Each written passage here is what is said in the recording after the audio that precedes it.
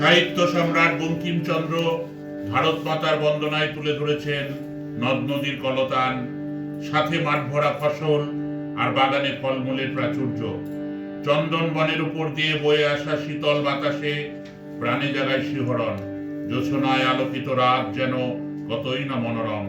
ভারত মাতার আশীর্বাদ যেন দেশবাসীর উপর ঝরে পড়ছে, তাই ভারতবাসী সদা হাস্যময়ী। ভারত মাতা যেন দশপ্রহরণধারিণী দেবী দুর্গার এক রূপ। কখনো তিনি অন্নদাত্রী, কখনো জীবনদাত্রী। সেই ভারত মাতার বন্দনায় আমাদের এবারের নিবেদন বন্দে মাতরম। সুজলাং সুফলাং মলয়জ শীতলাং শস্য শ্যামলাং মাতরম।